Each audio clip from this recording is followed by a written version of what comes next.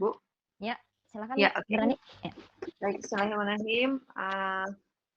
Selamat siang Bapak-bapak dan Ibu-ibu. Selamat siang.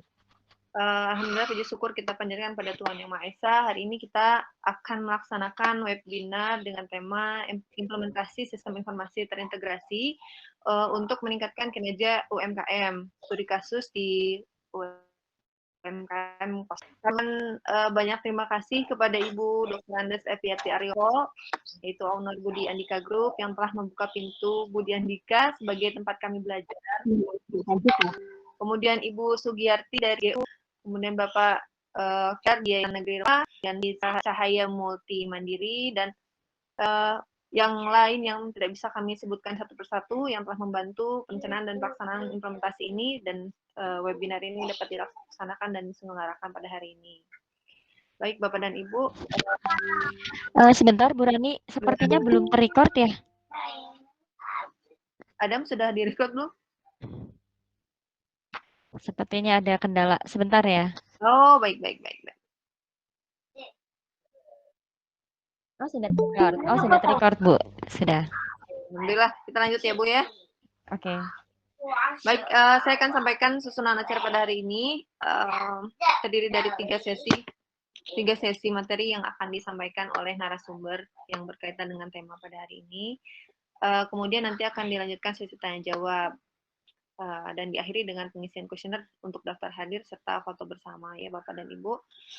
Baik, untuk mempersingkat waktu, kita akan mulai mungkin langsung ke sesi pertama dengan materi yang akan disampaikan oleh Ibu Uli Amrina STMT. Beliau ini merupakan dosen tetap Universitas Mercubuana sejak tahun 2014 ya Bu Uli ya, yang mengajar beberapa mata kuliah, diantaranya manufacturing, desain aplikasi, dan teknik industri. Dia ini memiliki pembekal yang sama 16 tahun ya Bu, lumayan lama ini. Diperoleh di perusahaan otomotif ternama, dan saat ini Bu Uli juga menjabat sebagai Direktur PT Budi Andika Prima Ayudhya. Dan sedang menyelesaikan studi S3-nya, mudah-mudahan cepat selesai Bu ya, di Universitas Indonesia. Baik, kita langsung lanjutkan saja Bu Uli, saya berikan waktu dan tepatnya untuk menyampaikan materi pertama. Baik, terima kasih kepada Bu Adriani Oktora. Materi ini sangat singkat sebetulnya. Sebentar saya slide share dulu. Apakah sudah terlihat?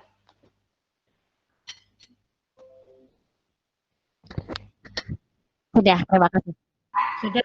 Oke, terima kasih.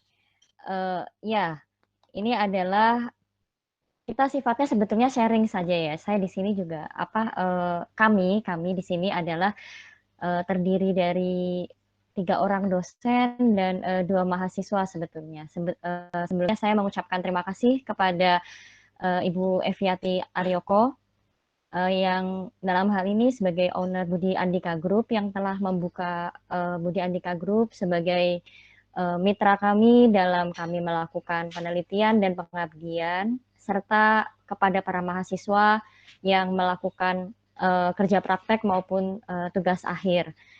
Ini adalah salah satu tema yang kami aplikasikan sebetulnya di PT Budi Andika Prima Ayudhya. Saat ini pun masih ongoing, jadi belum selesai. Ini adalah baru tahap awal, di mana kami berusaha untuk memanfaatkan sistem informasi terintegrasi berbasis ERP atau Enterprise Resource Planning. Walaupun namanya terlihat mengerikan, tapi sebetulnya tidak semengerikan namanya. Nah, sebelumnya mungkin kepada para peserta ya, bisa mencoba membuka http://slide.do untuk kita ikut bermain di sini. Kita bermain dulu ya. Siang-siang biasanya kan ngantuk. Apakah sudah bisa membuka ke dalam Slido? http://sli.do. Apakah sudah bisa terbuka?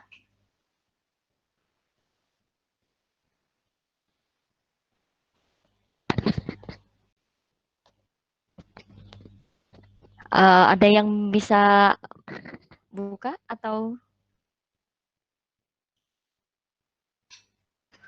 Saya bisa, Bu. Bisa ya, Bu Kopi ya, bisa ya. Yang lain bagaimana? Ada yang kesulitan? Atau kita bisa ikut bermain? Kalau sudah bisa membuka, mungkin bisa diketik dalam di dalam search ininya, search stringnya, string 18400, 18400. Kemudian join dan silahkan diisi. Di situ ada pertanyaan. Apa yang Anda pikirkan ketika mendengar sistem terintegrasi? Anda dapat meletakkan apa saja. Pokoknya yang dipikirin pertama kali kalau ada sistem terintegrasi apa sih gitu. Silahkan diisikan. Kepada para mahasiswa juga boleh ya ikutan ini sambil ngetes-ngetes ini pada masih ingat atau sudah lupa.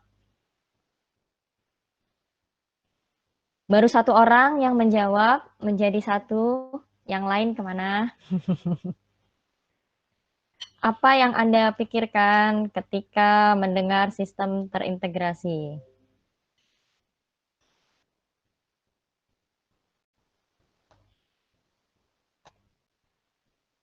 Ayo coba diisi. Jeng jeng jeng.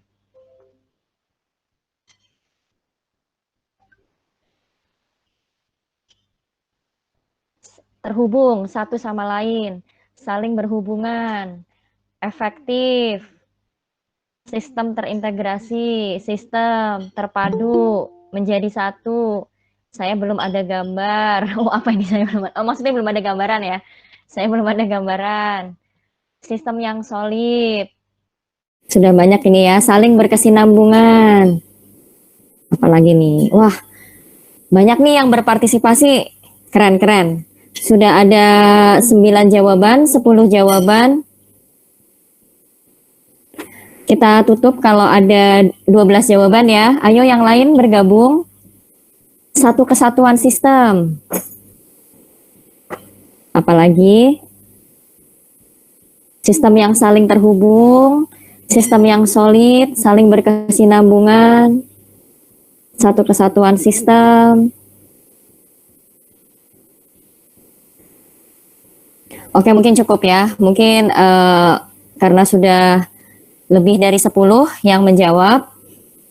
Ya, sebetulnya yang sudah dijawab nggak ada yang salah, nggak ada yang salah. Walaupun mungkin belum sempurna, tapi kita lihat sama-sama sebetulnya apa sih gitu ya sistem yang terintegrasi. Sebelum kita masuk ke sana, mungkin kami dari tim Pengabdian Masyarakat Universitas Mercu Buana memang menyasar UMKM dalam hal ini, dalam pengabdian kami, karena memang kami sudah lama ya bermitra dengan UMKM dan terutama dengan PT Budi Andika.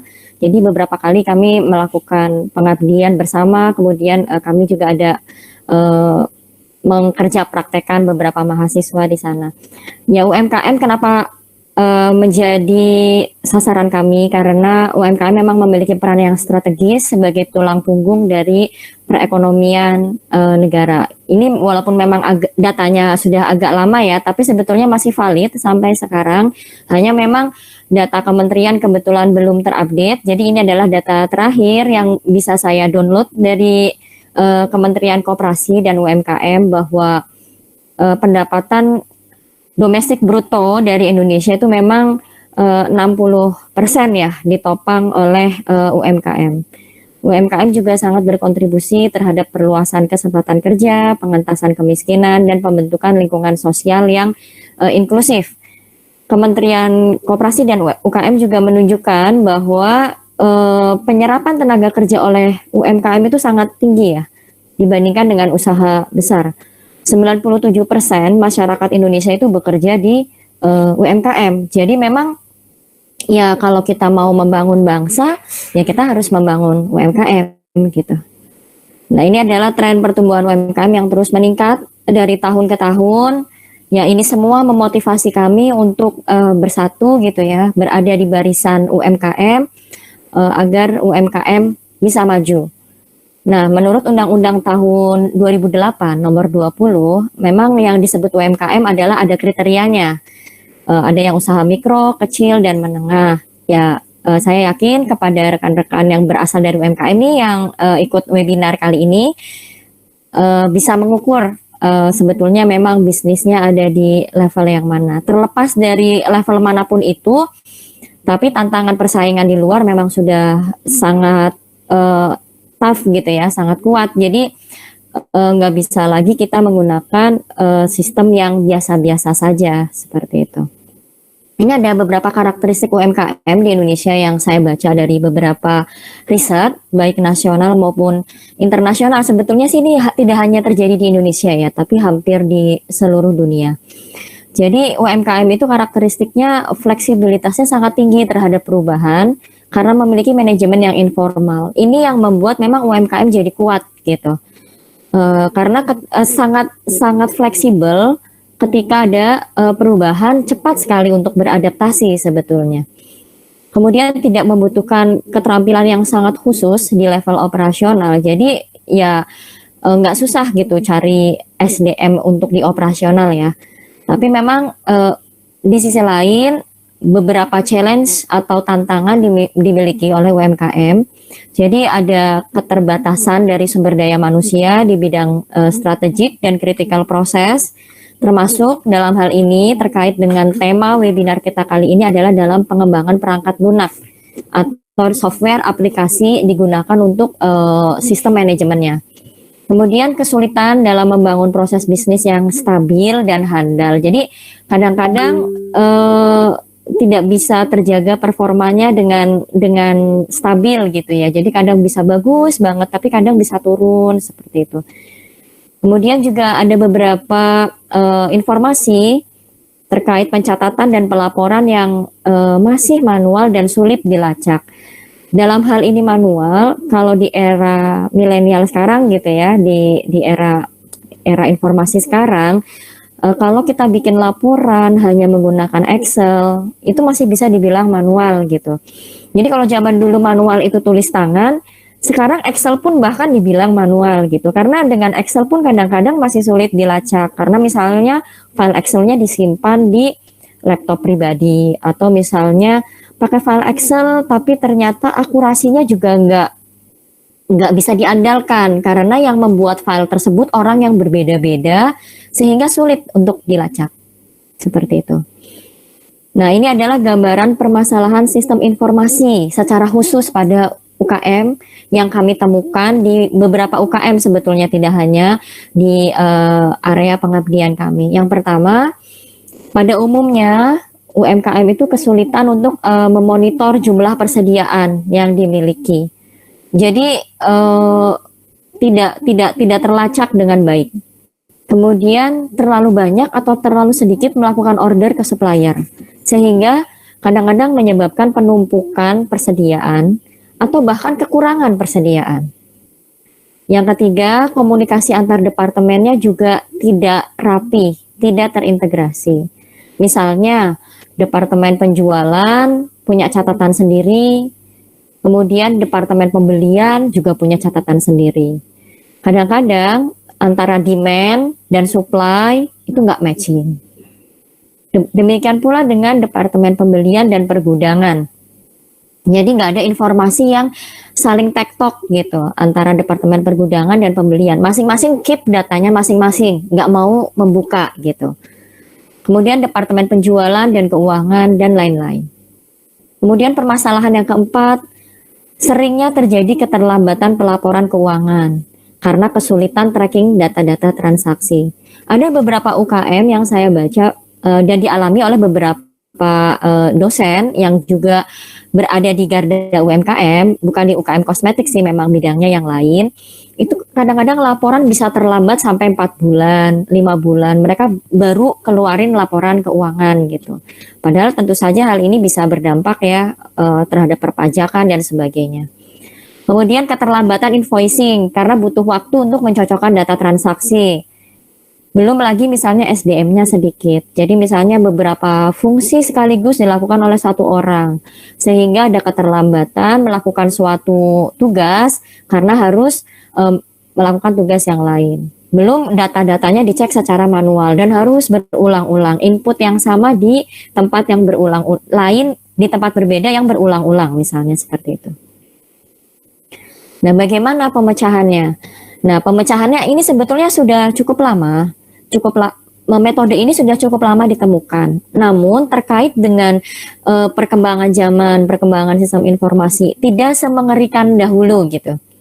Jadi yang pertama memang kita harus melakukan langkah-langkah pemanfaatan sistem terintegrasi yang disebut dengan ERP atau Enterprise Resource Planning. Apa sih ERP?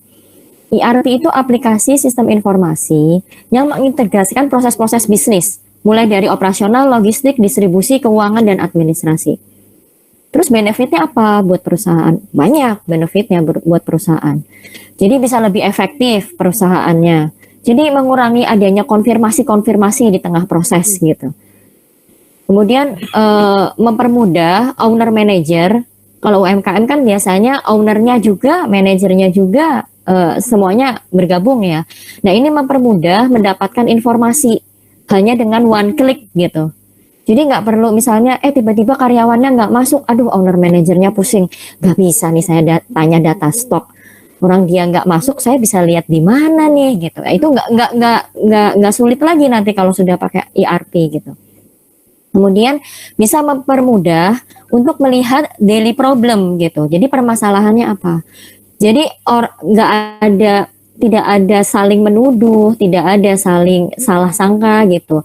Misalnya departemen penjualan dia udah order nih, tapi kok barang belum tersedia ya. Nah, dengan ERP bisa tahu nih, misalnya bisa diinformasi sudah ada gitu kayak dashboardnya, informasinya. Sebetulnya stoknya ada nggak sih gitu. Kalau nggak ada ya udah gitu kan. Tapi ada order. Tapi kalau stoknya ada kan bisa ketahuan di trace masalahnya di mana gitu. Kemudian dengan ERP ini juga bisa menstandarisasi, menyederhanakan dan mengintegrasikan antar proses. Otomatis laporan keuangan yang dihasilkan akan lebih akurat. Ini sih gambaran secara terstrukturnya ya dari ERP gitu. Jadi ada sebuah central database gitu. Ada sebuah central database, kemudian ada front office, ada back office-nya. Front office itu berhubungan dengan customer dan back office berhubungan dengan production, inventory atau gudang, financial, suppliers dan sebagainya. Nah, ini nih harusnya terintegrasi semua. Jadi di central database ini dia bisa mengolah semuanya dan bisa mengenerate report atau memproduksi laporan sesuai dengan kebutuhan di masing-masing fungsi dengan satu database. Seperti itu. Jadi otomatis kalau database-nya satu, nggak akan beda-beda tuh. Misalnya tiba-tiba orang financial bilang, oh penjualannya 10 miliar. Tapi ketika ada breakdown-nya nggak nyampe 10 miliar misalnya. Atau bahkan lebih dari 10 miliar. Nah, itu kalau database-nya jadi satu, maka hal-hal seperti itu tidak akan terjadi. Nah, di era millennials ini, ada beberapa aplikasi ERP yang bisa kita gunakan. Ada vendor-vendor software ERP yang komersial, artinya berbayar dan mahal, tapi memang software ini sangat kuat gitu ya, sangat tangguh. Ya, namanya juga bayar kali ya, komersial. Jadi, perusahaan-perusahaan besar biasanya pakai software-software ini. SAP, Oracle, atau PeopleSoft. Paling beken sih SAP memang. Tapi menurut kami, untuk UKM dengan skala yang tidak besar, tidak perlu software ERP yang komersial, yang sophisticated gitu. Malah pusing nanti kalau pakainya. Nah, ini ada beberapa software, ini software salah ketik, software ERP yang bersifat open source. Jadi open source itu artinya banyak gratisannya gitulah. Dan dia istilahnya sudah ada template-nya. Istilahnya tinggal pakai. Nanti setelah sesi saya ada Pak Isa yang akan mensimulasikan contohnya. Nah, ini ada beberapa open source, ada aplikasi yang sifatnya Odoo ya, ini kita bacanya Odoo, ada Open Bravo, ada Apex, dan ada Compare. Tapi di sini kita pakai Odoo. Jadi kalau dari Universitas Mercu Buana banyak yang menggunakan Odoo sebagai software ERP yang bersifat open source. Ini sekilas saja ya tentang Odoo ini ya, si Odoo. Apa sih itu Odoo? Ya Odoo ini merupakan aplikasi ERP. Nah ini paling dikagumi nih memang saat ini. Karena nggak susah dalam arti jangan bayangkan kita akan mendevelop dari nol ya. Enggak, tapi template-templatenya tuh udah ada. Udah ada di webnya ini. Ini kan web based ya, berbasis web dia. Jadi sudah ada template-templatenya. Nah yang penting bagaimana kita meng-create bisnis proses kita sesuai dengan istilahnya apa yang ada di aplikasinya atau vice versa ya, aplikasinya disesuaikan dengan bisnis proses kita. Jadi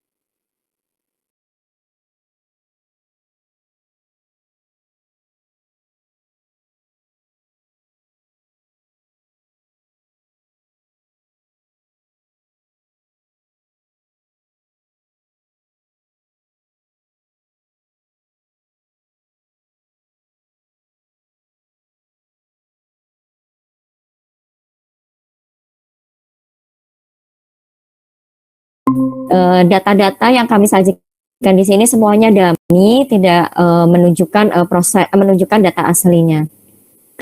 Jadi analisis kebutuhannya meliputi modul yang kami kembangkan. Dalam hal ini adalah modul purchase, modul inventory, dan modul sales. Persiapannya kami mendownload aplikasi Odoo dan mempersiapkan database. Ya. Ini contoh tampilannya dari Odoo. Tampilannya menurut saya ini cukup bagus ya untuk aplikasi yang gratisan gitu. Dan ini bisa diakses mudah, dengan sangat mudah, nggak butuh laptop yang canggih gitu, nggak butuh laptop yang canggih. Nah ini adalah modul-modulnya. Nanti akan dijelaskan 3 modul yang kami terapkan. Ini contoh ya yang kami petakan proses bisnisnya. Jadi ada menerima PO, ngecek item, bikin invoice, bukti pembayaran, ACC dan segala macam. Kemudian ini juga PO-nya dikirim gitu ya dari vendor ke dari Budi Andika ke vendor gitu.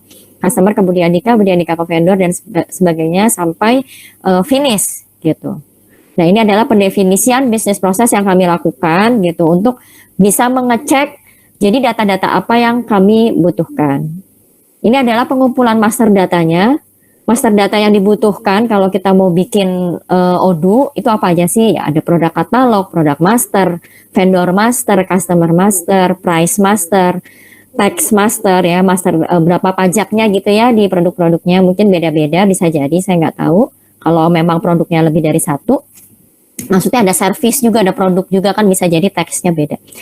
Kemudian ada data-data transaksi, ini trial sifatnya, jadi semuanya dummy.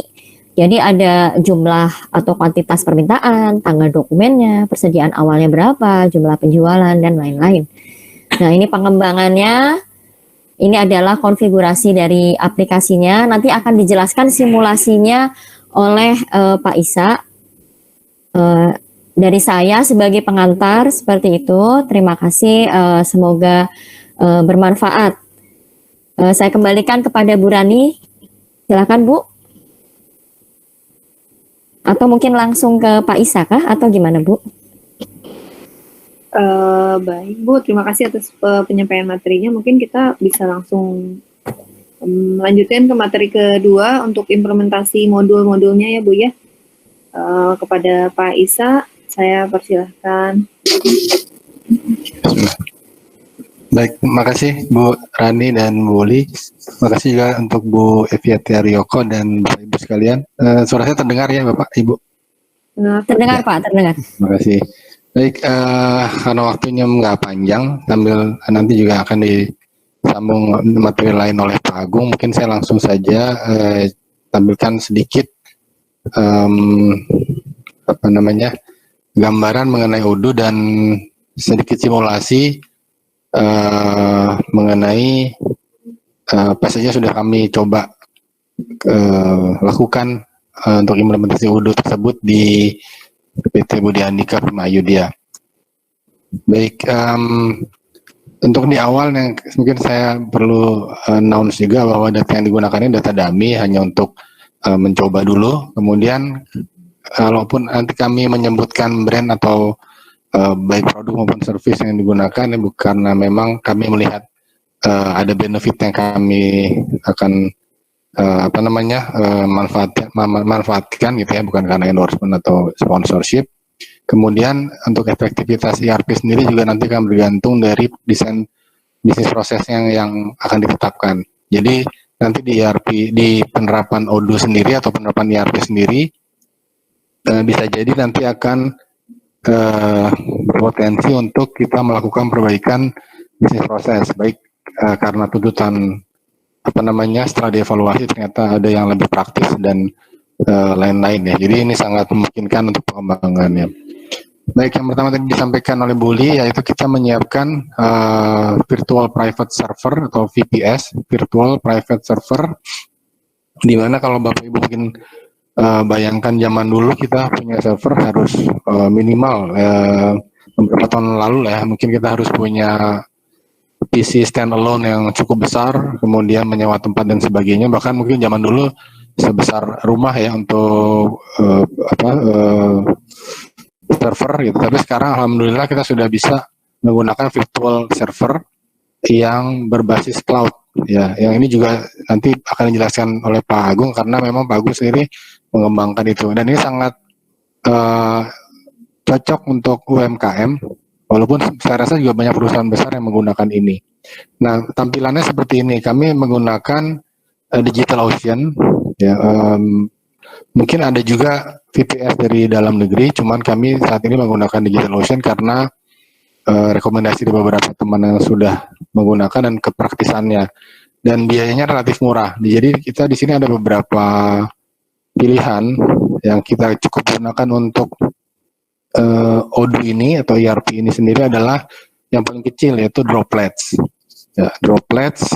Kemudian Bapak Ibu bisa lihat di sini ada beberapa pilihan sistem operasi di DigitalOcean, ada Ubuntu, FreeBSD dan seterusnya. Kami menggunakan Ubuntu di sini. Nah, setelah itu ada beberapa pilihan juga untuk kapasitas maupun jadi nanti harga atau biaya sewanya itu per bulan $5, hanya $5 dengan kapasitas 1 giga, kemudian 25 GB SSD penyimpanan dan 1000 GB transfer. Nah, kalau memang kita butuh lebih, misalnya memang kapasitasnya dibutuhkan lebih, maka kita bisa tambahkan di tengah jalan, kita bisa berbesar kapasitasnya, volumenya nanti dengan harga yang menyesuaikan. Dan ini pun juga nanti kalau kita menggunakannya tidak atau kurang dari 1 bulan, dia akan secara proporsional akan menghitung. Jadi $5 ini per bulan. Oke. Jadi menurut kami sampai saat ini alhamdulillah tidak pernah ada keluhan ya untuk DigitalOcean ya. Nah, sebelum saya masuk ke ERP, ke ODU, ada beberapa contoh ERP yang berbayar, tadi sudah disampaikan oleh Buli juga, yang memang paling terkenal adalah Oracle dan SAP, kemudian ada NetSuite dan Microsoft Dynamics. Ini adalah hardware spesifikasi minimum yang dibutuhkan untuk ODU 10. Jadi ODU sendiri sekarang sudah sampai ODU 14 versinya, dan memang ada pengembangan, namun kami memilih yang ODU 10 ini karena hampir semua fiturnya di sana untuk yang versi komunitas free, tidak berbayar, dan sudah sangat cukup mumpuni. Bahkan ada sebuah perusahaan besar, UMKM atau perusahaan besar itu yang menggunakan ODU 8 malah, ya ODU 8 dengan kemampuan yang sangat-sangat cukup gitu. Ini yang saya tampilkan di sini adalah minimalnya untuk server, ya untuk server atau untuk mengolah, membuat pertama kali kita membuat aplikasi Odoo ini di kita settingan awalnya. Namun setelah itu, misalnya kita punya pegawai atau gudang ya, distribusi atau cabang di kota lain yang kita tidak perlu menyiapkan CPU yang besar, kita hanya bisa cukup menyediakan laptop saja atau bahkan tablet saya sudah cukup, yang penting sudah bisa akses sudah memiliki fasilitas web browser sehingga bisa masuk ke itu. Kemudian ini yang berbayar, jadi saya perlu sampaikan di sini bahwa Odoo ada dua. Odoo ini ada yang berbayar dan ada yang gratis. Yang berbayar ini per modul. Jadi per modul ini ada tarifnya dan mereka akan mengelola semuanya. Jadi kalau perwakilan untuk Indonesia itu ada di Taiwan kalau nggak salah, di Singapura atau Taiwan ya. Jadi mereka berpusat di sana. Kemudian mereka akan mengelola secara profesional sekitar mungkin 3 tahun lalu ya, setelah Odoo berkembang.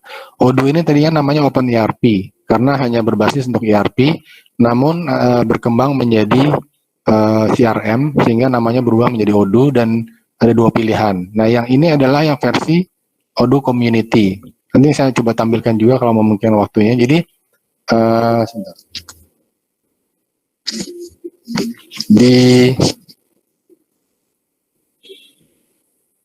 Di menu Odoo di website Odoo ada dua versi.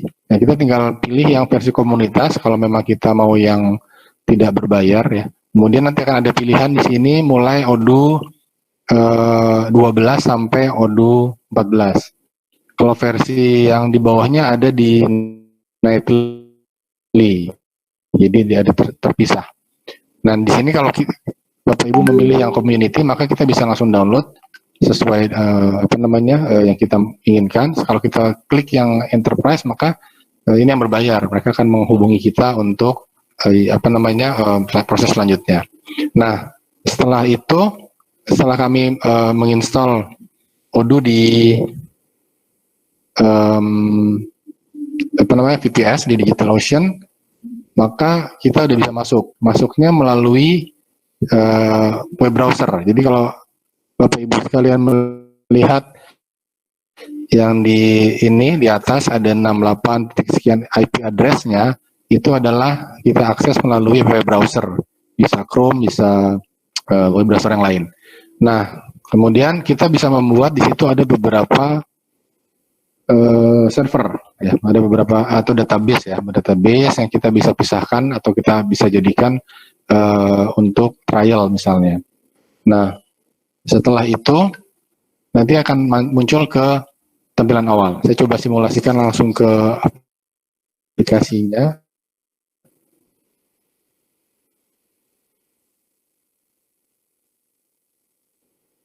Ya, jadi kita masuk ke web browser.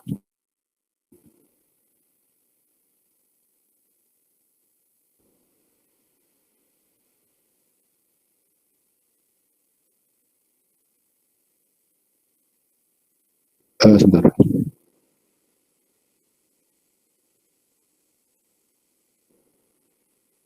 Ya.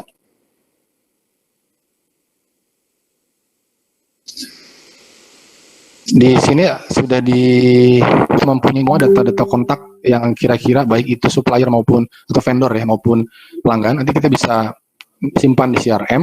Kemudian nanti kita bisa letakkan kartu-kartunya atau kartu nama mereka di sana dengan klasifikasi tertentu, misalnya berminat dan seterusnya. Ketika mereka masuk ke klasifikasi want misalnya, maka mereka akan masuk ke quotation. Quotation di sini akan muncul di modul sales ya. Nah, kalau yang discuss ini kita salah satu aplikasi juga atau salah satu modul juga untuk kita mengontak atau langsung connect ke vendor maupun ke customer kita. Ya, jadi kita bisa setting di sini. Kemudian misalnya seperti ini, coba saya tampilkan. Jadi di quotation ini bagi sudah customer yang sudah pasti akan melakukan transaksi dengan kita. Di sini ada 2 customer utama, itu kita sebut saja toko kosmetik dan toko perawatan wajah. Nah, di sini mereka sudah melakukan pemesanan. Ya, kita coba lihat di sini ada 2 item barang, yaitu body lotion dan body lotion whitening. Kuantitinya ada di sini dengan unit price di sini dan sudah disetting pajak. Nah, ini sebelumnya sudah disetting.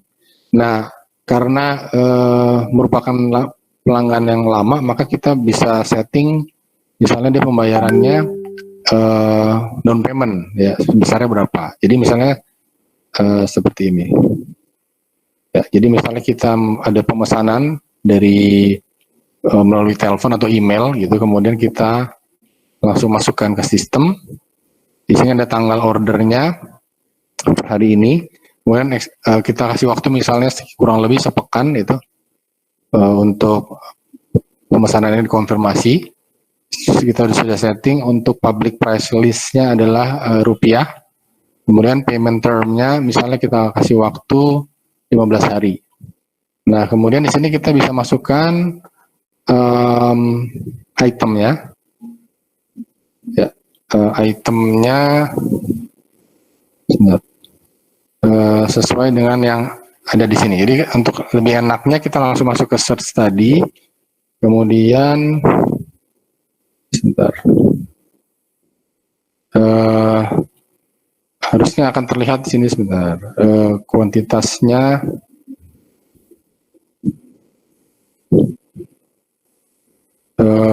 Stok yang ada di sini.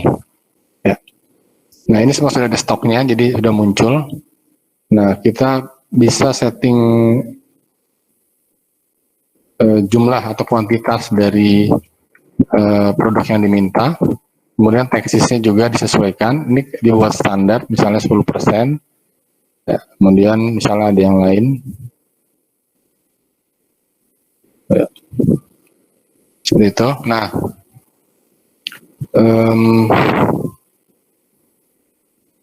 kemudian kita save.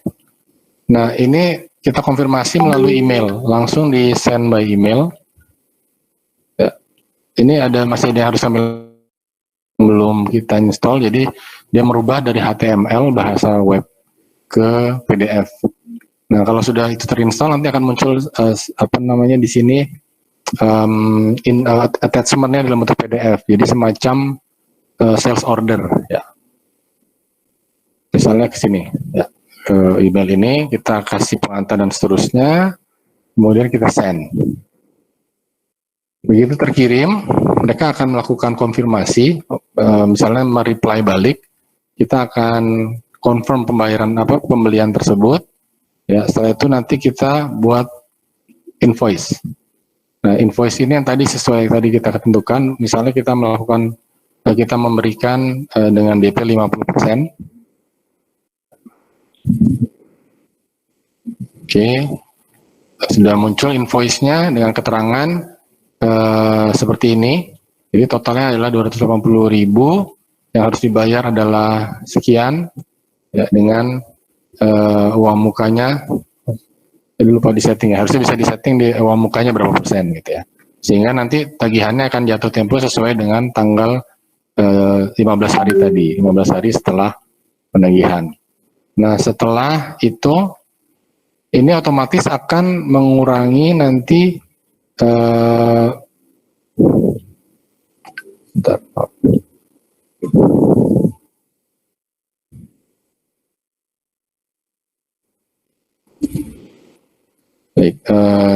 mengurangi nanti ketika mereka sudah melakukan pembayaran, kita misalkan mereka sudah menerima invoice kita by email dan melakukan pembayaran DP, maka kita akan validasi sehingga nanti prosesnya ada di sini yang di warna abu-abu ini akan open PO ya. Setelah itu kita lanjutkan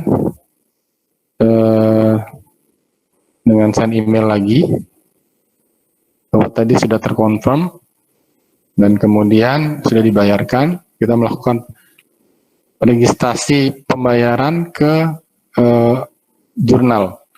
misalnya kita anggap mereka melakukan transfer ya, sebesar sekian dengan tanggal sekian dan memori dan yang bisa kita rubah, dilakukan validasi, kemudian setelah itu sudah terkirim. Jadi bagian delivery akan mengirimkan produk yang diminta sesuai dengan yang di purchase order sesuai dengan PO-nya. Nah, otomatis tadi jumlah yang tadi akan mengurangi jumlah inventory yang ada di stok yang ada di inventory. Begitu pula ketika kita melakukan pemesanan ke vendor, dia juga otomatis setelah prosesnya kurang lebih hampir sama seperti tadi ya. Jadi jumlah kuantitas yang kita pesan sesuai dengan lead time-nya, nanti dia akan muncul dan bertambah di data inventory, dan juga otomatis akan masuk ke atau menambah atau mengurangi yang di accounting ya. Nah, ini sendiri kami masih dalam pengembangan karena nanti akan ada beberapa COA yang akan ditentukan ya. Jadi ini juga akan diselesaikan sehingga otomatis semua pembelian maupun pembayaran, kemudian penagihan ya, jatuh temponya semua bisa terdeteksi di sini by system. Ya, tidak perlu kita buat secara manual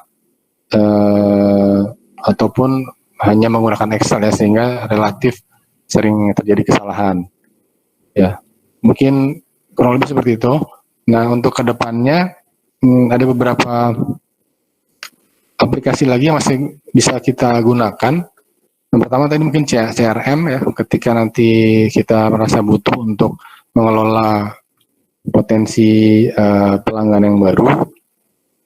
Kemudian juga ada website builder, itu untuk membuat website ya. Kemudian ada e-commerce juga. E-commerce ini nanti bisa juga sebagai pilihan ketika kita misalnya mau menambah peluang untuk memasarkan produk kita selain di marketplace gitu ya. Jadi nanti e-commerce ini nanti akan terkoneksi. Namun ini bisa dilakukan secara bertahap. Ya, bahkan untuk mulai kita proses melakukan rekrutmen pegawai, kemudian absensi dan seterusnya juga bisa kita kelola dengan Odoo ini ya, dengan ERP. Khususnya kalau saat ini kita gunakan adalah Odoo. Ini ada live chat dan seterusnya. Jadi kita bisa lakukan secara bertahap, kira-kira mana yang kita perlukan. Nah, untuk saat ini baru itu yang mesti kami kerjakan, gitu.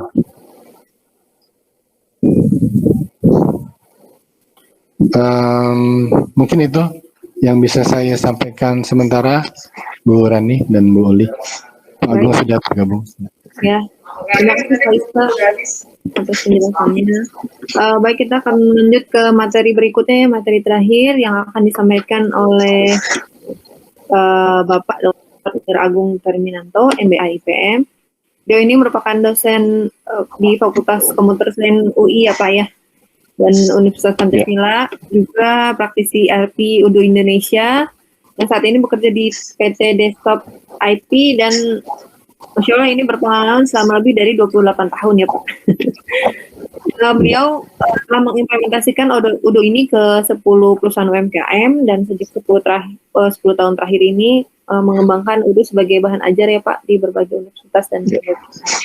Nah, mungkin nanti Bapak Agung ini akan menjelaskan mengenai implementasi pengembangan sistem terintegrasi pada UMKM ya Pak. Contohnya seperti apa?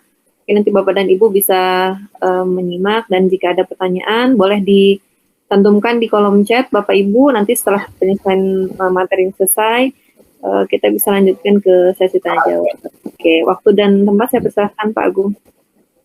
Ya, Assalamualaikum warahmatullahi wabarakatuh. Kedengaran ya? Waalaikumsalam warahmatullahi wabarakatuh. Kedengaran Pak? Slide saya sudah terlihat slide saya? Belum Pak, belum. Oke. belum sebentar kalau gitu.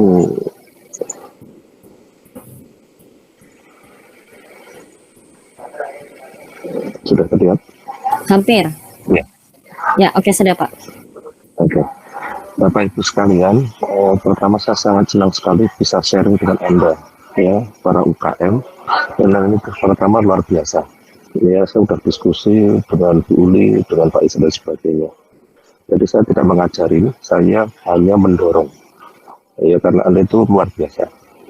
Ya, pemilik gimana menjadi tulang punggung ekonomi di Indonesia. Jadi kita berbagi sharing saja.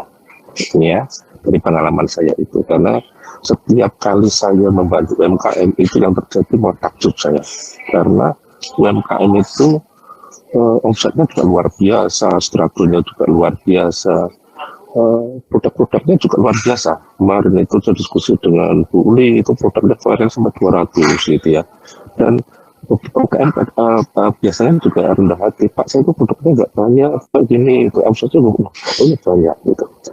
Nah, saya akan sampaikan sharing secara umum seperti ini. Jadi mohon ada beberapa yang di luar itu apa bahasa. Maaf Pak Agung, suaranya kurang jelas Pak. Oke.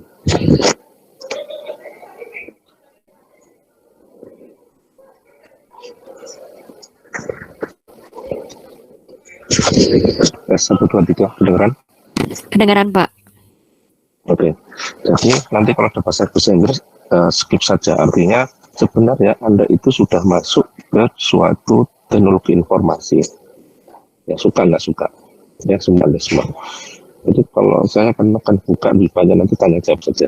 Oke, ini sudah kita di industri 4.0. Industri 4.0 itu apa intinya? Adalah pokoknya sistem informasi lah kira-kira gitu. Ya dulu ada macam-macam gitu ya.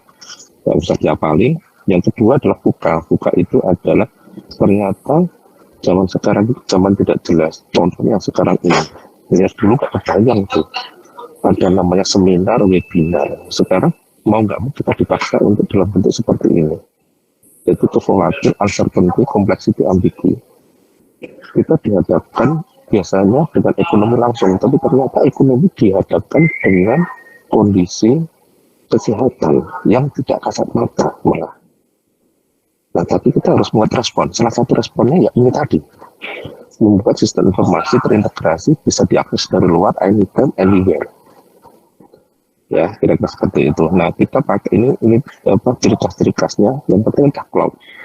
Bapak Ibu nggak usah mikirin cloud seperti apa. Sebenarnya mungkin Bapak Ibu itu sudah memakai seperti pakai Gmail, cloud itu kan. Jadi dan memang nggak perlu dipusingkan dengan IT. Serahkan kepada UMD untuk mengerjakan itu. Ya, karena dipermudah. Karena kompetensi Bapak Ibu adalah saat ini adalah di industri kosmetik. Ya, tapi membutuhkan sistem informasi terintegrasi. Ya, itu kira-kira. Ini mungkin adopsi ini sudah terlalu besar sekali, kontribusinya juga sangat besar. Tapi untuk pemakaian yang masih sangat kecil, ini mulai tahun lalu.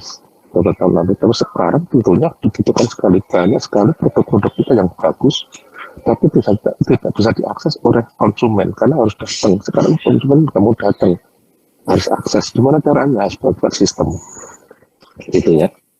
Nah, permasalahan seperti ini juga, ya, terbatas kemampuan manajemen teknologi informasi, ya jelas, karena memang kompetensi Bapak Ibu bukan teknologi informasi, ialah dipikir itu sama yang ahlinya dalam hal ini adalah IT, sehingga nanti kita bisa sinergi, bisa langsung bisa bekerjasama terus maju.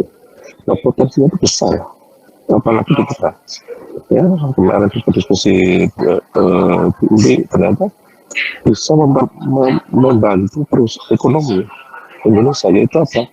Kosmetik, terus kemudian jualan hand sanitizer dan sebagainya. Nah, itu kan harus bisa diakses ke semua orang, kira-kira gitu ya. Ini pemerintah sudah 4.0 sudah mendukung 100%. Oke, saya pikir sudah, mungkin dilewat saja. Nah, utamanya adalah tentunya adalah big data, computing dan sebagainya. Nah, kita masuk ke ERP.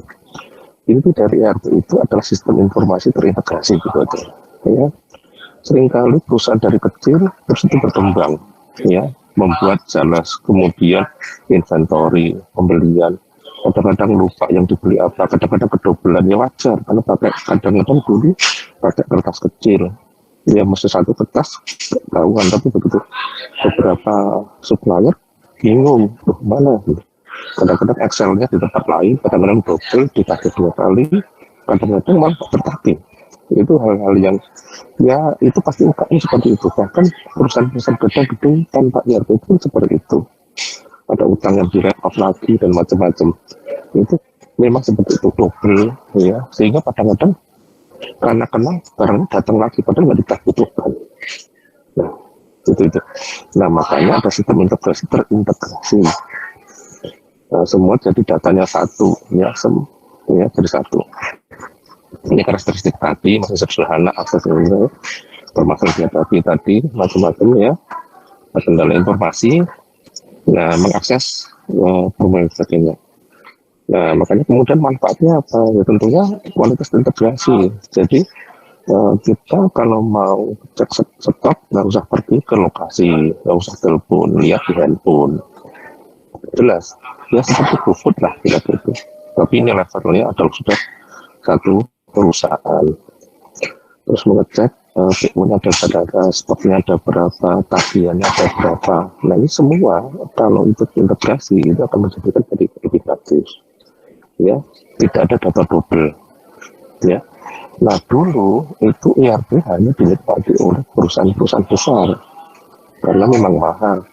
Tapi seiring dengan perkembangan teknologi, UMKM itu membutuhkan data terintegrasi. Oleh karena itu bisa itu sebagainya. Nah, ini proses tadi sudah disampaikan sama Pak Isa sama Bu Uli, kira-kira seperti ini. Nyambung, ya, pakai email, kadang-kadang pakai email, kadang pakai kertas, masih diketik, pakai Excel, kadang-kadang grup diupdate, macam-macam lah. Ya. Ini secara umum lah, secara umum itu proses pembeliannya seperti itu sudah dijelasin, ada sislasnya. Nah ini Bu tadi sudah disebutin juga. Nah nanti Bapak Ibu bisa akses dari data ini, ya, bisa pakai komputer, bisa pakai handphone, yang lebih mudah. Caranya gimana tadi sudah disampaikan sama Bu Uli tadi, nanti ada datanya, master datanya dan sebagainya. Nah itu nanti itu yang Bapak Ibu akan sampaikan. Ini buku ini dipakai di luar negeri, ya, komponen gedenya ini, dan ini bisa di luar negeri, bisa di Indonesia juga. Tadi sudah disampaikan ya. Jadi kalau sebelumnya itu banyak, sekarang disimpulkan dari satu. Nah modulnya tentunya berkembang nanti, mungkin modul pertama sales, terus kemudian finance dan purchase. Nah, nanti berkembang seperti yang Pak Isa tadi, ada website, ditambah lagi CRM, terus lagi ditambah lagi e-commerce, dan seterusnya sesuai dengan kebutuhan Bapak Ibu sekalian. Nah, kira-kira seperti ini. Bahkan kalau Bapak Ibu punya point of sales, Bapak bisa sambungkan ini. Ya, bisa e-commerce, sales, dan seterusnya. Ini satu contoh, satu PTDRA, ya, suatu pabrik kelihatannya kecil, itu Daud. Jadi dia supply untuk Toyota, untuk mobil-mobil yang lain gitu ya. Ini seperti ini. Lokasinya di Cilengsi, itu ya. Nah biasanya pasti di sini pakai Excel, pakai ini, diketik, dimasukkan di sini gitu ya. Nah terus biasanya terus dianalisa. Oh mana bisnis proses yang perlu dan sebagainya. Mana yang membutuhkan. Oh ternyata supplier invoice harus ada. Bagaimana butuhnya tadi sampaikan sama Bu Uli tadi. Nah nanti juga harus ada namanya pembagian tugas. Nah ini sesuaikan dengan kebutuhan. Ada tugasnya untuk akunting, meng-approve, ya, ada purchase, ada sales, dan sebagainya. Ini interface-nya tadi harus sebutin sama Pak Isa tadi, ya kira-kira seperti ini. Ya, kira-kira dari saya itu, jadi terakhir saya langsung saja diimplementasikan. Saya siap bahwa ini adalah suatu hal yang terbaik. Nah tentunya nanti ada pembelajaran, itu jangan sampai bisa. Nah, nanti ada pendampingan. Ya, pendampingan dari IRG. Ya saya dari banyak dari dosen-dosen. Ya, silakan. Ya, ya mungkin akan lebih bagus kalau dua sisi, jadi bisa lebih ngerti ya, karena kalau prioritas banyak, kalau terlalu banyak itu. Silakan dari saya itu aja. Saya kalau ada pertanyaan silakan. Terima kasih. Baik, terima kasih Pak Agung atas penjelasannya. Bapak Ibu, saya dipersilahkan jika ada pertanyaan mungkin ke para pemateri pada hari ini.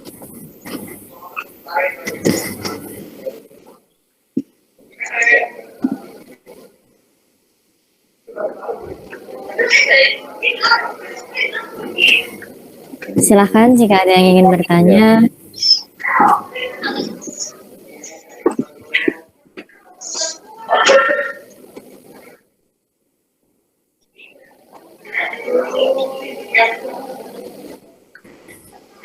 Mungkin sambil nunggu pertanyaan ya, kita bisa main game dulu mungkin Bu.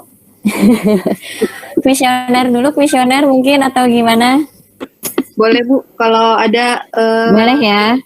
yang bisa Boleh diisi, join lagi, boleh join lagi di HTTP Slido tadi yang sudah diinformasikan.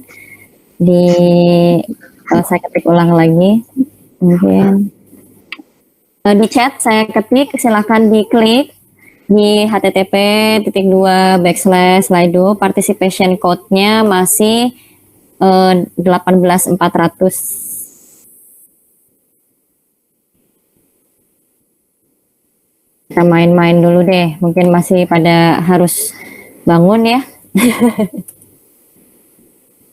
Silahkan. Bagi yang sudah bisa masuk ke dalam Slido, silahkan masukkan participation code 18.400 untuk para peserta, kemudian silahkan mengisi.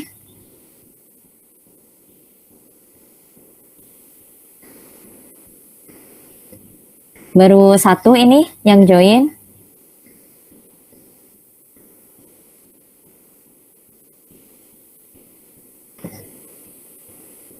Halo. Silakan dijawab.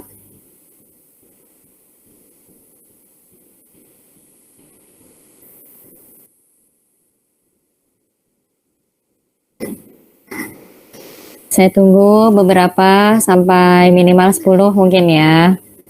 Ini sih pesertanya ada 30 ini katanya. Konon kabarnya. Oke. Oh, sudah mulai banyak. Terima kasih 8 orang yang menjawab, merespon. Kami masih menunggu.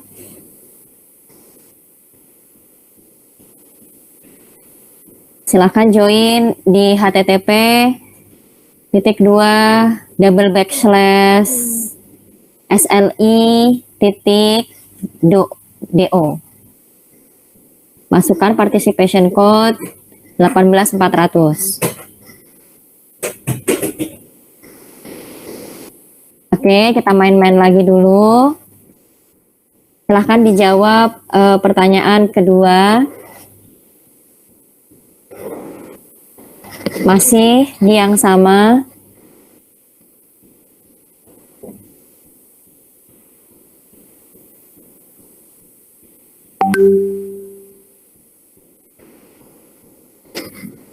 Silakan untuk yang baru hadir, mungkin dari toilet, bisa mengisi.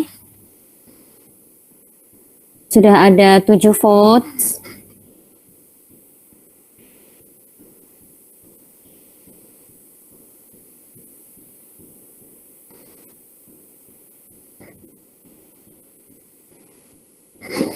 Dan ini adalah pertanyaan terakhir, silakan dijawab.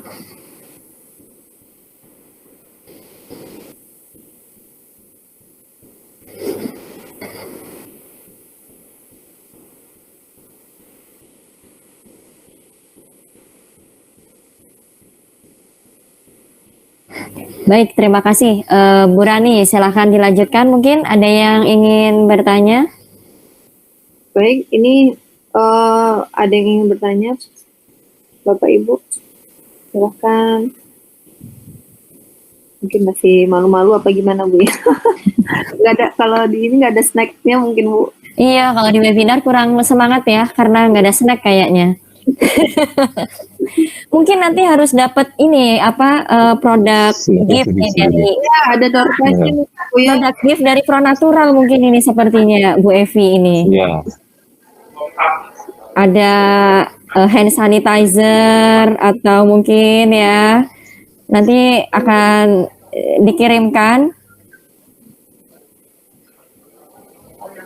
Ini untuk implementasi ini Pak Agung, kita butuh berapa waktunya ya supaya bisa memahami gitu? Apakah gini, khusus gitu SDM-nya dia ada pelatihan tersendiri sekian waktu? ya tentunya pelatihan itu pasti ada, ya. Tapi dibuat mulailah dari yang mulai sederhana dulu aja. Dan saya yakin nanti dari UMP kan juga bisa membuat itu, ya. Jadi bisa langsung dibuatkan training lah. Sebenarnya khawatirnya gini, kalau kita langsung kata-kata training gitu, langsung coba saja. Kan sudah tadi sudah disampaikan bagus sekali sama Bu Uli sama Pak Isa tadi. Nanti langsung praktek saja itu akan lebih bagus. Ya, karena UMKM itu sebenarnya sudah menjalani itu, jadi tinggal mengarahkan saja. Oke, itu aja. Nanti silakan nanti juga diatur itu. Oke, baik. Nah, itu menarik, ada pertanyaan tuh. Nah, ini ada pertanyaan Pak. Apakah Udo ini bisa dipakai di bagian produksi kosmetik Pak? Bu Uli. Sangat bisa. Ya, sangat bisa. Tadi Bu Uli juga sudah menyampaikan juga tadi, sangat bisa. Ya, Mungkin Pak Agung bisa menceritakan sedikit kali ya, karena kan mungkin agak berbeda ya kalau yang kami terapkan kan di ujung nih ya, di istilahnya di sales dan distribusi, mungkin kan lebih mudah. Nah ini mungkin bisa Pak Agung bisa menceritakan trik-triknya gitu kalau mau. Ini pertanyaan Bunda Najma ini untuk terkait gimana sih kalau bagian produksi kan produknya banyak gitu Pak, mungkin Pak. Kemudian ada mulai dari material sampai produk jadi. Nah itu gimana itu? Betul. Ya, jadi perusahaan itu kan macam-macam. Ada yang produksi retail itu tanpa produksi, perusahaan tanpa produksi, ada yang manufaktur itu ada yang produksi. Nah dari situ kemudian yang kita produksi apa sebetulnya proses dulu. Ya, secara generik mereka sama. Pasti ada pembelian, ada penjualan, ada HRD, ada akuntansi. Yang membedakan dia ada modul namanya produksi. Nah, produksi itu biasanya ada namanya rencana produksi. Ya, kalau kata kerennya sebenarnya ada kalau dalam TI itu Master Production Schedule gitu, gitu. Nah, tapi mungkin apakahnya pernah ada jadwal produksi mingguan atau bulanan. Nah, dari situ kemudian ada namanya struktur produk, ya, cara bahasa kerennya bill of material, gitu. Struktur produk itu apa? Ya, kemarin diskusi sama Bu Uli, misalkan apa kemarin Bu, intinya adalah apa kemarin, kosmetik itu isinya apa kemarin? Kontennya maksudnya ada bahan utama, bahan kimia utama, kemudian bahan tambahan dan air. Nah, kira-kira gitu. Nah, itu nanti akan dimasukkan di datanya. Nah, kemudian habis itu, kemudian dari situ nanti kemudian ada eksekusinya menjalankan. Jadi produknya rencananya berapa, aktualnya berapa, terus kemudian ada sisanya. Ya. Kalau misalnya setengah-setengah gitu bisa ya Pak Agung ya. Maksudnya kan misalnya nih produknya ada katakanlah ada 100 jenis. Nah, kita mau terapkan 20 dulu gitu. Atau harus langsung 100-100-nya Pak? Enggak. Jadi ERP ini adalah akan mengikuti bisnis proses yang ada di lapangan. Ya. Tentunya akan mengikuti. Kalau memang yang paling efisien adalah seperti itu, ya kita akan ikutin supaya nanti tidak bermasalah. Ya, cuman biasanya kalau diproduksi itu contoh saya nggak tahu ya. Kadang-kadang karena kemampuan pengetahuannya beda-beda, menyebut suatu barang itu berbeda-beda. Nah itu harus disamakan. Contoh, kalau saya di Produk pabrik itu masternya ada sama namanya gitu ya Pak. dan dasarnya sama. Contoh misalkan gini, di tempat saya kebetulan ada implementasi yang tadi ada namanya dongkrak. Sosok brandnya itu adalah hidrolik, tapi menyebutnya orang umum itu adalah gigi buaya karena bentuknya kayak Gigi buaya, buahnya. mulut buaya. Nah, sehingga sama disamakan semuanya apa itu ketika orang mengakses kok nggak ada gigi buaya ya. Nah, padahal sebenarnya namanya hidrolik. Nah, kayak gitu itu yang nanti harus disamakan. Ya mungkin butuh sosialisasi ya Pak. Nah, betul, itu namanya training, sosialisasi, training atau apa. Nah, kemudian yang terpenting biasanya ada suatu perusahaan head office-nya katakanlah di Depok, pabriknya ada di katakanlah Cipinang gitu.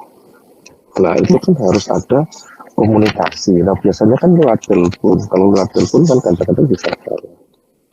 Nah, kalau diakses pakai satu aplikasi yang sama ini, nggak usah lewat telepon, langsung ketahuan, oh, yang diproduksi kemarin itu ternyata rencananya 80, jadinya 80. Oh, berarti kemudian bisa masuk. Terus kemudian, oh ternyata 80 ada problem mesin, kan bisa aja. Oh, ternyata cuma 60, jadi bagian sana jangan menggantikan 80. Gitu. Kira-kira seperti itu. Ya, untuk diproduksi sangat bisa. Ya, ini diproduksi sangat bisa, dikonstruksi sangat bisa, di macam-macam bagus. Baik, terima kasih Pak Agung. Semoga bisa menjawab ya Bunda Najma. Kalau jawaban dari saya sih more or less juga sama sebetulnya. Pengalaman saya implementasi dulu di perusahaan yang lama, walaupun dengan aplikasi yang berbeda, bukan Odoo, tetap bisa sih diproduksi ya, mulai dari tetap kayak yang Pak Agung bilang. Jadi mulainya memang dari bill of material istilahnya mah gitu ya Pak. Bill of material ya istilahnya material-material apa sih yang dibutuhkan. Jadi itu detail sekali, setiap bahan ada kodenya. Nanti tadi kodenya harus sama, misalnya seperti itu. Jadi nggak akan terjadi lagi tuh beda-beda input misalnya seperti itu. Tapi memang lebih mungkin sedikit lebih harus sabar di produksi daripada di retail mungkin ya, daripada di salesnya seperti itu. Demikian Bu Rani. Baik Bu. Insya Allah nanti kalau mau memanfaatkan di bagian produksi bisa menghubungi kami Bu. Nanti kami juga ada beberapa mahasiswa ya Pak Isa ya, yang insya Allah siap bantu. Baik, ini berkaitan mungkin dengan aplikasi ini kan kalau UMKM mungkin aduh kayaknya dananya masih belum besar atau gimana. Nah, untuk investasi dari aplikasi ini sendiri gimana Bu? Kira-kira apakah cukup terjangkau untuk UMKM karena kan pasti tidak seperti perusahaan besar lainnya ya Bu ya untuk menggunakan satu aplikasi mempermudah proses bisnis ini.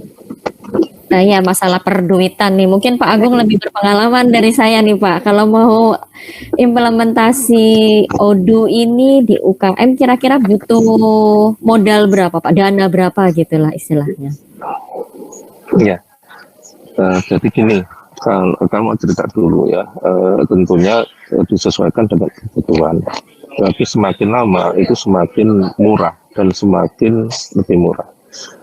Detailnya nanti tentunya tergantung dari asesmen.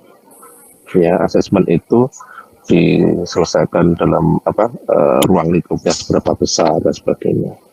Kalau di SAP, Oracle yang berbayar dalam artian itu yang tadi yang open source itu bisa sampai M, ya, perusahaan Astra itu sampai 15 M. Tapi tentunya itu dengan ada istilahnya beli server. Nah sekarang ini dengan yang kita kembangkan sekarang itu pakai Odoo, di mana itu adalah open source.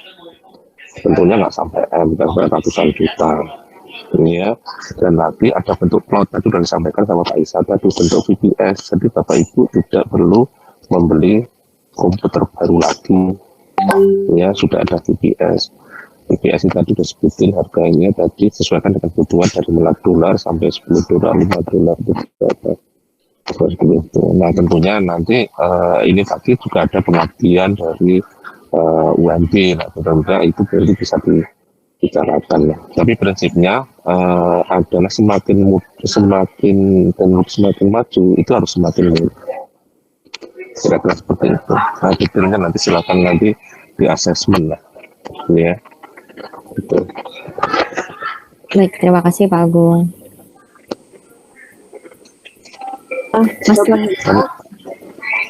Mungkin masih ada yang ingin ditanyakan lagi? Mungkin kita foto dulu kali ya, Bu. Boleh. Foto bersama dulu ini Bapak Ibu. Silahkan dinyalakan videonya. Kita foto bersama dulu, mungkin ya. Nah, ini kelihatan nih wajah-wajah gantengnya nih.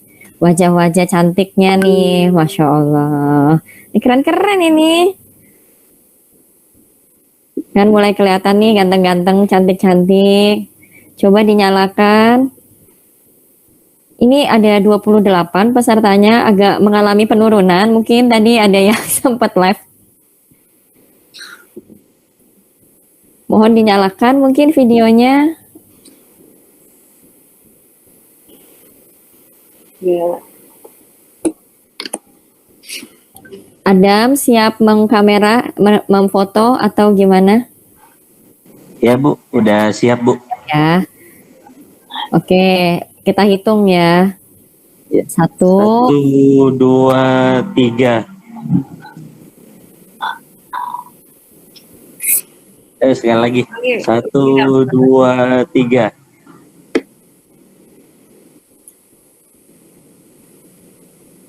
Ya. Terima kasih. Terima kasih banyak.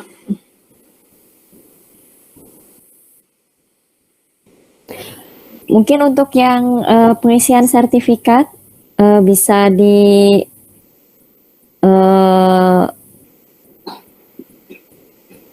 di-share ya? Ya. Untuk pengisian sertifikat terkait dengan absensi juga ya Bapak Ibu, nanti di-share linknya, mohon diisi agar bisa nanti keluar sertifikat. Ya, saya share di sini aja ya, di chat juga sudah ada sebetulnya. Silahkan. Oh, ada Pak Arief. Terima kasih Pak Arief sudah join. Pak Arief banyak bantu juga ini waktu fokus group discussion untuk disertasi saya. Terima kasih Pak. Ya boleh, siap. Mohon maaf tadi saya lagi di jalan. Di jalan, nggak masalah Pak Arief. Nggak masalah, terima kasih. Tapi saya mengikuti ya seluruh pembicaraan tadi. Gimana Pak Arief di tempat Bapak apakah sudah mengaplikasikan atau menggunakan sistem ERP terintegrasi? Ya, mungkin platformnya beda ya Pak, mungkin.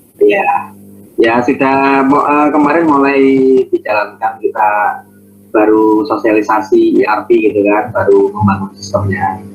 Memang bagus sih kalau ada ERP itu seluruhnya kan bisa kena tracking tahuan. Iya, berarti ini juga sedang mulai jalan ya Pak ya? Ya, lagi platformnya dengan apa Pak? Gimana Bu? Platformnya menggunakan apa Pak? Maksudnya pakai aplikasi apa? Saya sih nggak begitu paham itu apakah karena custom Bu, bukan yang ini custom kita. Ya custom juga ya berarti ya. Custom. Oh, siap. Alhamdulillah kalau sudah mulai berarti. Ya, Yuli. Terima kasih Pak Arief sharingnya. Sama Bu.